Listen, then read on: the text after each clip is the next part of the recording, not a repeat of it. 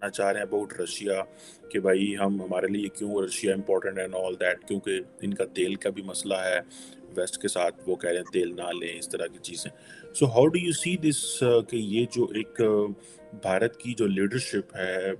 Particularly doctor Jaishankar जहाँ जाते हैं, या कि फिर वो बिलावल भुट्टो जरदारी की कुछ स्टेटमेंट्स भी हैं जो उन्होंने बड़ी टफ दी हैं, आप क्या अंडरस्टैंडिंग? जय हिंद दोस्तों, मैं महेंद्र शर्मा स्वागत करता हूं वन वर्ल्ड हिंदी में आपका। उम्मीद करता हूं आपको स्वस्थ है। दोस्तों जैसा कि आपने देखा, जयशंकर जी ने ऑस्ट्रेलियन पत्रकार को अपना इंटरव्यू देते हुए पाकिस्तान पे कैसे गरजे और पाकिस्तान की जो हकीकत है वो सामने ला के खड़ी कर दी थी। और कहीं न कहीं आज हमीद वसीम जी ने बहुत जबरदस्त विश्लेषण करके इस चीज में बताया है कि पाकिस्तान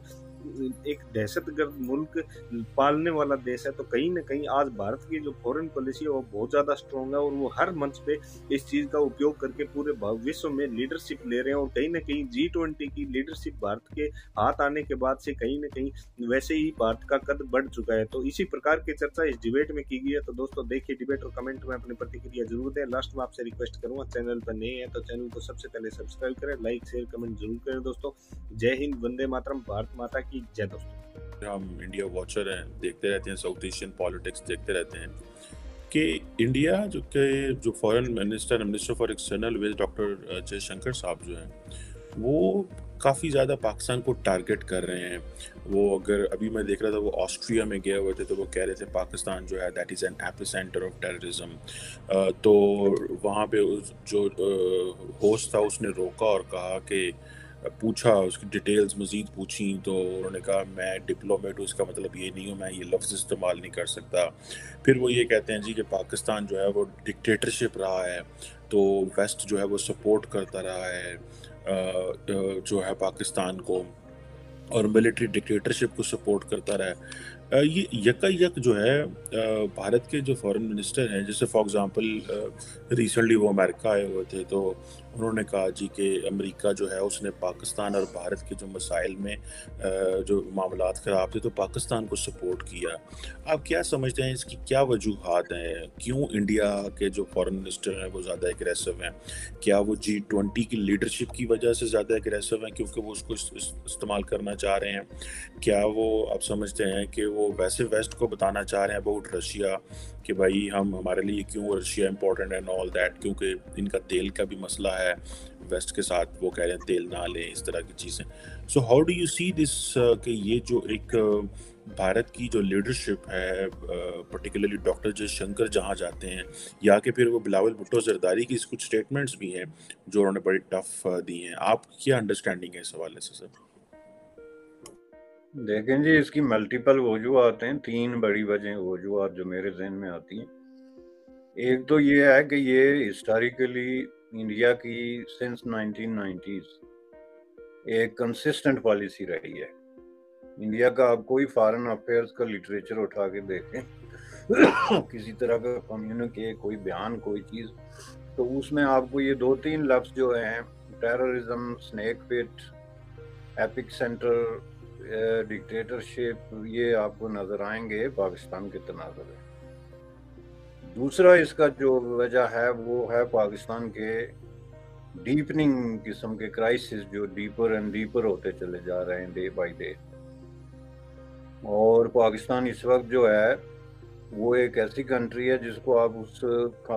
खाते में डाल सकते हैं जहाँ पे वो अपनी सर्वाइवल की जंग लड़ रही है और बहुत बड़ी अनसर्टेनिटी का शिकार है।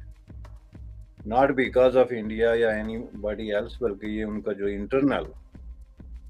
अपने कॉन्फ्लिक्ट चल रहे हैं और जिस तरह की सिचुएशन चल रही है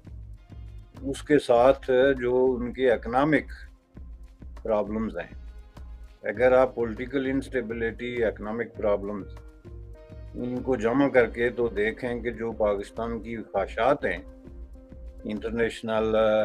जो पॉलिटिक्स में या डिप्लोमेसी में, वो उससे मैच नहीं करती। और तीसरी जो रिसेंट डेवलपमेंट हुई है उसमें बिलावल भुट्टो एक नए खून के तौर पे जो सामने आए हैं, एक नई लैंग्वेज और नए जोश और खरोश के साथ। और अभी रिसेंटली 2-3 इंटरव्यू उन्होंने जो दिए हैं जिसमें उन्होंने बड़ा एग्रेसिव किस्म का स्टैंड लिया है इंडिया के हवाले से। और स्पेसिफिकली एक इंटरव्यू में जिसमें उन्होंने के یہ کہا ہے کہ جو رشیا کے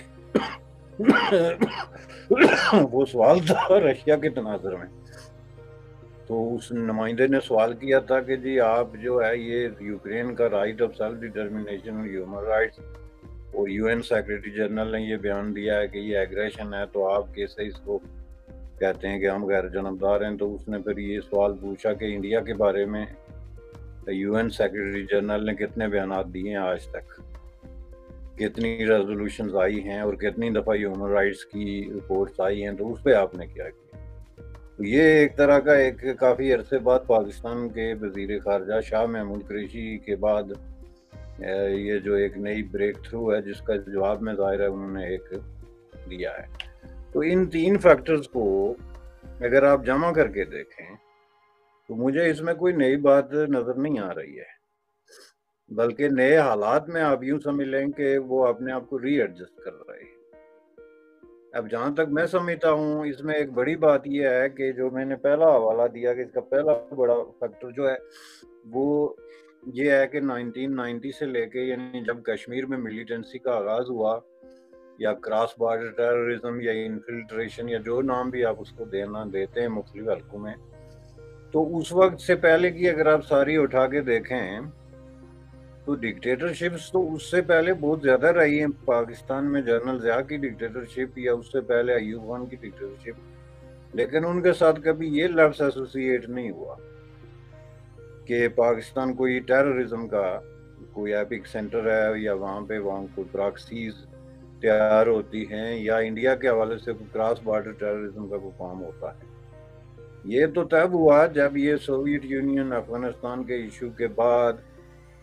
جنرل ضیاء نے جو ہے وہ افغانستان سے فارغ ہونے کے بعد اپنی توپوں کا رخ جو ہے وہ انڈیا کی طرف کیا، اور وہاں پہ جو ملیٹنسی کا آغاز ہوا تو اس میں انہوں نے اتنا بلنٹلی کیا کہ انہوں نے چھپانے کی بھی کوشش نہیں کی۔ ایک تو ہوتا ہے نا کہ آپ اس طرح کا کوئی کام کرتے ہیں تو آپ اگر یہ کام جسٹیفائیبل نہیں ہے انٹرنیشنل فورمز پہ تو آپ اس کو کسی نہ کسی طریقے سے کسی کور میں کرتے۔ اب اس وقت حالت یہ تھی، آپ کو ممکن ہے اتنا اس کا فرسٹ ہینڈ ایکسپیرینس نہ ہو، آپ نے پڑھا ہوگا، لیکن ہم نے اپنی آنکھوں سے دیکھا ہے کہ یہ جو ہے یہ جو ملیٹنسی ہے اس کے ٹھیکے دیے جاتے تھے۔ جس کسی کا بھی ملیٹری کے ساتھ یا اسٹیبلشمنٹ کے ساتھ تعلق تھا وہ سب کنٹریکٹر بن گیا تھا ملیٹنسی پروموٹ کرنے کے لیے۔ فار ایگزامپل شیخ رشید نے فتح جنگ اور پتہ نہیں کہاں کہاں جہاں اس کی زمینیں تھی وہاں پہ اس نے ٹریننگ کیمپ کھول لیے تھے، اور وہ کشمیری جو باہر سے آتے تھے بلائے جاتے تھے ان کو لے کے وہاں جاتے تھے اور ان کو وہاں ٹھہرا کے مہینہ ڈیڑھ مہینہ ٹریننگ اسلحہ وغیرہ دے کے تو پھر واپس بھیجتے تھے۔ اور یہ اتنا اوپن ہوتا تھا کہ ان لوگوں نے پریس کانفرنسز میں اس کا اعتراف کیا کہ ہم یہ خدمات سر انجام دے رہے ہیں۔ میں آپ کو ایک مثال دے رہا ہوں، لیکن یہ چپے چپے پہ ایک ملیٹنٹ کیمپ تھا، اور جس کسی کا بھی کوئی اثر و رسوخ تھا وہ ٹھیکہ لے کے تو یہ بزنس کرتا تھا۔ صورتحال یہ بن گئی تھی جس کو انٹرنیشنل جو وٹنسز ہیں فار ایگزامپل پریس، جس نے خود جا کے اس کو جو ہے وہ آبزرو کیا، وہ یہ تھا کہ آپ علاقہ غیر سے لے کے تو کشمیر کے بارڈر تک درمیان میں 4-5 مختلف قسم کی ملیٹری چیک پوسٹ آتے، تو آپ علاقہ غیر سے چلیں اور آپ جو ہے وہ جو بارڈرز ہے کشمیر کا اس تک جائیں تو آپ کے اگر پوری گاڑی اسلحہ کی بھری ہوئی ہے، سامنے نظر آ رہا ہے کھڑکی کھولنے کے بغیر کہ گاڑی میں کیا ہے، اور آپ چیک پوسٹ پہ صرف ایک جو ہے وہ کارڈ لہرا دیں جو کسی کشمیری ملیٹنٹ گروپ کا کارڈ ہو، جو کہ آپ 10 روپے دے کے تو راجہ بازار سے چھپوا سکتے تھے۔ راجہ بازار میں وہ جو نہیں بیٹھے ہوتے باہر جو ریڑی پہ، ان کو جا کے پکچر دیں تو وہ دیں کہ یہ مجھے چھاپ کے اسی وقت بنا کے آپ کو ایک کارڈ دے دیتے، اور وہ کارڈ لے کے تو یہ جو بہت سارے کشمیری گروہ ایک تو یہ کام کرتے تھے اور دوسرا چندے کرتے تھے پورے پاکستان میں، جس کو بھارت نے بعد میں ایک فائنینسنگ، ٹیرر فائنینسنگ کا نام دیا، کہ لوگ جو ہے وہ جلوس کی شکل میں جاتے تھے بڑی بڑی مارکیٹوں میں چادر لے کے، اس پہ پھر مارکیٹوں والے جو ہے وہ پیسے ڈالتے تھے۔ تو جہاں پہ آپ اتنا بلنٹلی اور اس قدر جو ہے نائب اور اتنے بے سلیقہ طریقے سے اس طرح کا کام کرنا شروع ہو جائیں تو وہ پھر انٹرنیشنلی ڈاکومنٹ ہوا. بعد میں جتنے بھی اس پہ جو ہے وہ انٹرنیشنل آرٹیکل آئے, اسپیچز ہوئی, فورمز پہ ڈسکشن ہوئے, تو آہستہ آہستہ ایک پورا آپ کا دوسی ہے جس کو آپ کہتے ہیں انڈیا کا بن گیا کہ جی یہ دیکھیں پاکستان میں تو جس طرف آپ نظر دوڑائیں وہاں پہ ٹیررزم کا بندوبست ہو رہا ہے. یہ تھا ان کا ہسٹوریکل پرسپیکٹیو. اس میں آپ یہ دیکھیں کہ انہوں نے کنسسٹنٹلی یہ 2-3 لفظ جیسے کہ میں نے پہلے کہا تھا وہ اس وقت سے 90 سے لے کے چلاتے آ رہے ہیں. اور یہ سنیک پیٹ اور ایپک سینٹر والا, یہ 2 لفظ جو تھے یہ Indian ministry of external affairs کے کی ورڈز ہیں پاکستان میں ٹیررزم کے سوال پر. تو اس کے ساتھ ساتھ اب یہ جو نئی سچویشن آئی ہے, اس نئی سچویشن میں ظاہر ہے کہ پاکستان کی حالت تو بہت زیادہ خراب ہے. اگر ہم اپنے طور پہ اس کا تجزیہ کر کے دیکھیں تو اکانومی تو بالکل جواب دے چکی ہے. ظاہر ہے کہ جب آپ $2-4 بلین کی آس پہ زندہ ہیں, IMF سے لیں یا کسی اور سے لیں, لیکن آپ کی جو دوڑ ہے انٹرنیشنل ڈپلومیسی کی اس میں تبدیلی نہیں آئی. اس میں آپ ٹیٹ فار ٹیٹ ہیں, انڈیا کو ہر محاذ پہ جو ہے وہ جواب دے رہے ہیں, جبکہ لوگ بار بار دہرا کے تھک چکے ہیں بھائی انڈیا کے فارن ریزرو کتنے ہیں, پر کیپیٹا انکم کتنی ہو گئی ہے, GDP کیا ہے, ان کے ریسورسز کتنے بن گئے, اس کی پریسٹیج میں کتنا اضافہ ہو گیا, G20 میں آ گیا, اب اولمپک کے خواب دیکھ رہا ہے. یہ ساری چیزیں بتا کے لوگ تھک گئے.